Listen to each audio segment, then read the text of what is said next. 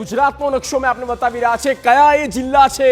જ્યાં વરસાદ થવાનો છે એટલે કે આગાહી છે તો એ કુલ 8 જિલ્લા પણ આપણે જોઈ લઈએ તો આપ જુઓ કયો આખો રીઝન છે જુઓ દક્ષિણ અને મધ્યમાં દક્ષિણની વાત કરવામાં આવે તો ભરૂચ છે ત્યારબાદ ઉપરની સાઈડ આવીએ તો પૂર્વ બાજુ જઈએ તો મધ્યમાં વડોદરા છે મહીસાગર દાહોદ પંચમહાલ અરવલ્લી સાથે ખેડા અને આણંદ એટલે કે મધ્ય અને મધ્ય પૂર્વ દાહોદ પંચમહાલ મહીસાગર તેની આસપાસના જેટલા જિલ્લા છે મધ્યમાં વડોદરા છે અને દક્ષિણમાં એક ભરૂચ જિલ્લો છે આ એ જિલ્લા છે જ્યાં વરસાદની આગાહી એ 8 જિલ્લામાં આપવામાં આવી છે એટલે કે આવનારા સમય માટે આ જિલ્લાના ખેડૂતો માટે ખાસ તો સાચવવાનું રહેશે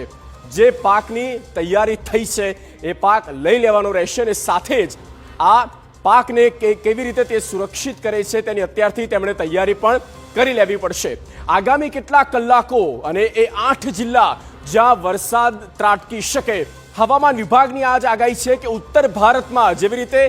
વાતાવરણમાં બદલાવ આવ્યો છે અને તેના કારણે આપણા રાજ્યમાં સ્થિતિ બગડતી જઈ રહી છે।